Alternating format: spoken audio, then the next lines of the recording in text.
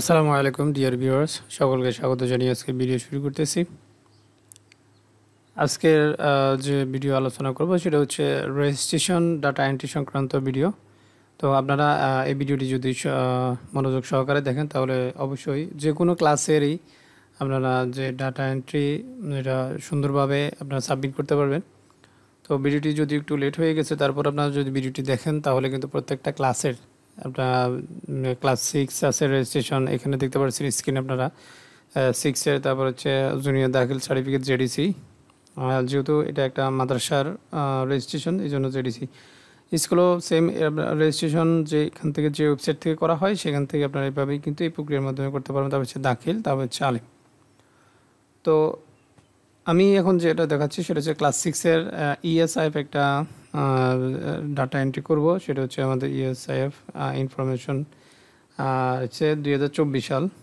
তো এখানে আসার পর আমরা এগুলা সিলেক্ট করি, মানে যে কোনো ক্লাসেই দিই সেই ক্লাস আমরা সিলেক্ট করে তারপর আমাদের ইএসআইএফ যে ইনফরমেশনগুলো আছে সেগুলো আমরা ফর্ম এটা ওপেন করতে হবে 2024। দেওয়ার পর আমাদের এখানে কন্টিনিউ যে বাটনটা আছে কন্টিনিউ বাটনে আমরা ক্লিক করব।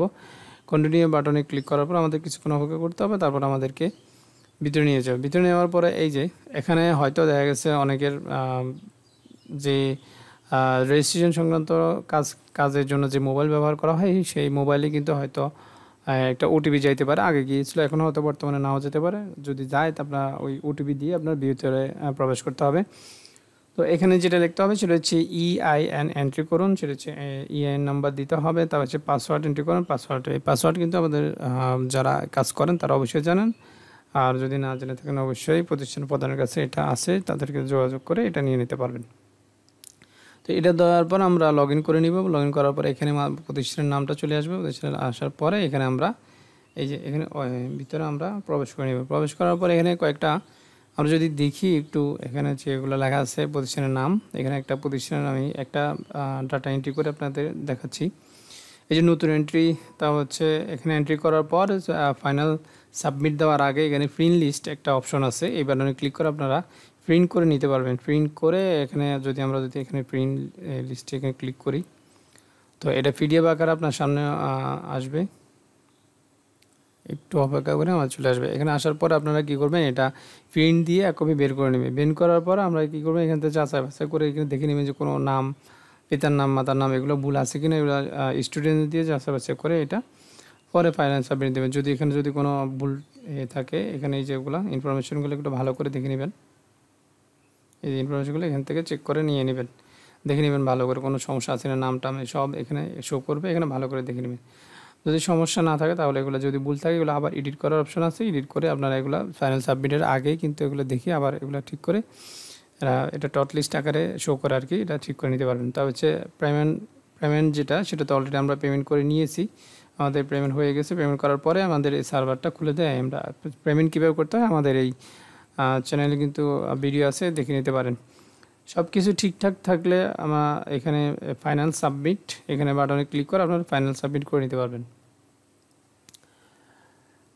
এখন হচ্ছে এই যে এখানে এক পেজে আমাদের 10টা করে আমাদের এখানে ডাটা এন্ট্রি করা যায় এক পেজে। তারপরে প্রথম পাতা, পরের পাতা, আগের পাতা, শেষ পাতা, এগুলো পাতাগুলো দেওয়া আছে, আপনারা এভাবে করে এগুলো দেখে নিতে পারেন। তো আমি প্রথমে যেটা করবো আমাদের ডাটা এন্ট্রির জন্য, প্রথমে আমরা সেটা করবো, সেটা হচ্ছে নতুন এন্ট্রি। নতুন এন্ট্রিতে আমরা ক্লিক করব। ক্লিক করার পর আমাদের এই ফর্মটা চলে আসবে। এই যে ফর্ম, আমাদের যে কাঙ্ক্ষিত ফর্মটা কিন্তু এটা।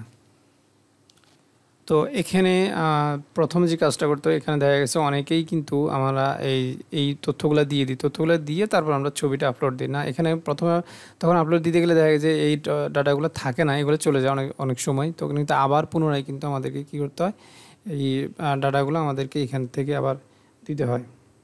তো আমরা প্রথমে যে কাজটা করে নেব সেটা হচ্ছে যে আমাদের ফার্স্ট টাইম হচ্ছে যে আমরা ছবিটা আপলোড করে নিব। তো ছবি আপলোড করার জন্য প্রথমে আপনাদের কী করতে হবে, প্রত্যেকটা স্টুডেন্টের ছবি আপনার নির্দিষ্ট জায়গায় কিন্তু আপনাকে রোল নাম্বার দিয়ে ওগুলা লিখে ওখানে সেভ করে রাখতে হবে। তারপর আমরা এখান থেকে সহজে কিন্তু ছবিটা আপলোড করতে পারি। যেহেতু এখানে লেখা আছে ESIF SIR, এই যে এখানে 0013 এটা কিন্তু অটোভাবে আসতেছে, এটা আপনি চেঞ্জ করার কোনো সুযোগ নাই। আর এখানে যেটা আছে সেটা হচ্ছে রোল নাম্বার, ক্লাস রোল। তো তো এখানে কেউ যদি মাঝখানে কোনো গ্যাপ থাকে তাহলে ওই হিসেবে আর কি ক্লাসগুলো দেওয়া হয়, ক্লাসগুলো যেভাবে আছে সেভাবে এখানে দিতে হবে। তো এখান থেকে প্রথমে আপনি যেটা করবেন সেটা হচ্ছে ছবি আপলোড। আগেই কিন্তু আপনি এই যে ক্লাস রোল হিসেবে তার ছবিগুলো এখানে সাজাই নেবেন, তাহলে আপনার জন্য খুবই সুবিধা হয়। আমি ছবি আপলোডে ক্লিক করার পর আমাকে এখানে নিয়ে আসবে। আমার এখান থেকে যে আমার 15 নম্বর সিরিয়াল, এখন যদি ক্লাস রোল হচ্ছে 15, আমি ওই 15 নম্বর সিরিয়াল থেকে এখানে ওকে ছবি সিলেক্ট করবো। সিলেক্ট করার পর ওপেন দেওয়ার পর আমাকে কিছুক্ষণ অপেক্ষা করতে হবে, আমার ছবিটা এখানে চলে আসবে। এই ছবি চলে আসলো। ছবি চলে আসার পর আমি ক্লাস রোলটা দিয়ে দিব 15। তারপরে সেখান থেকে আমি যে মেল হলে মেল দিব। তো আর এখানে মূল যে বিষয়টা, প্রধান যে বিষয় সেটা হচ্ছে জন্ম নিবন্ধন নাম্বারটা যেন ভুল না হয়, সেটা কিন্তু একদম কেয়ারফুলি কিন্তু এটা দিতে হবে। আমি এখন জন্ম নিবন্ধন নাম্বারগুলো, তার যে জন্ম নিবন্ধন নাম্বার এটা দিয়ে দিচ্ছি।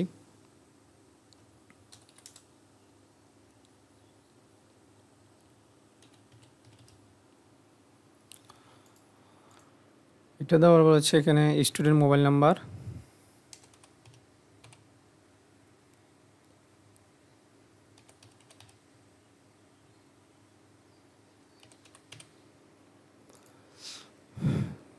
দেওয়ার পরে স্টুডেন্টের নামটা আমি দিব এখন।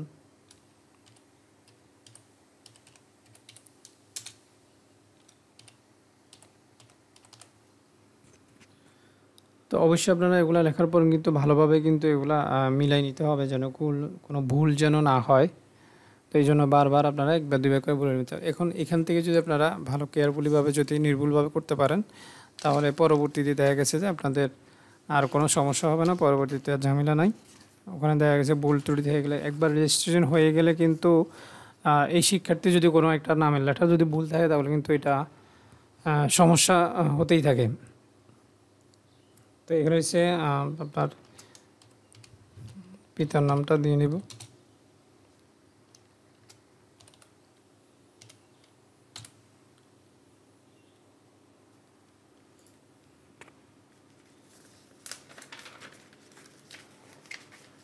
তো হচ্ছে মাতার নাম,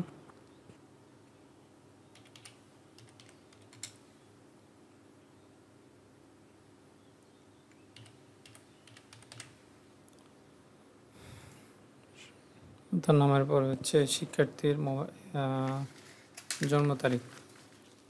তারপরে এগুলা খুবই ধীরস্থিরভাবে এগুলা কাজগুলো করতে হবে যেন ভুল না হয়।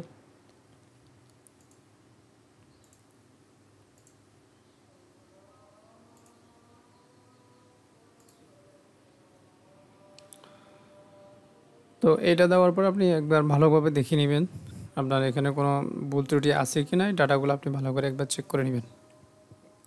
চেক করার পর আপনি যে কাজ করবেন সেটা হচ্ছে উপরে যে সেভ বাটনটা আছে, এই সেভ বাটনে আপনি ক্লিক করবেন।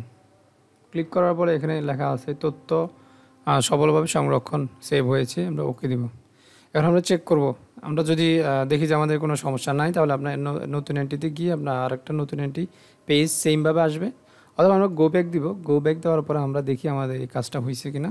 যেহেতু এটার বাইরে গেছে, আমরা পরের পাতায় যাই। পরের পাতায় গেলে আমাদের এই যে ইএসএফ 13 নাম্বার, এটা আমরা ক্লাস রুল দিয়েছিলাম যেটা 15, এই যে 12 পরে 13, এইটা আমরা এই যে শাহিদ আক্তার, শাহাবুল্লাহ, শাহিন আক্তার। তো এই ছিল আমাদের আজকের ভিডিও। অবশ্যই এটা যদি ভালো থাকে অবশ্যই আপনারা বেশি বেশি করে শেয়ার করবেন। আর আমার চ্যানেলে যদি নতুন হয়ে থাকেন তাহলে অবশ্যই সাবস্ক্রাইব করে নেবেন। আর যদি পেজ থেকে দেখে থাকেন অবশ্যই ফলো দিয়ে আপডেট ভিডিও পাওয়ার জন্য ফলো দিয়ে রাখবেন। সকলকে স্বাগত জানিয়ে আবারও ধন্যবাদ জানাচ্ছি আমার ভিডিও দেখার জন্য। এখান থেকে বিদায় নিচ্ছি, কোনো এক ভিডিওতে আবার দেখা হবে। সবাই ভালো থাকবেন। আল্লাহ হাফেজ। আসসালামু আলাইকুম রহমতুল্লাহ।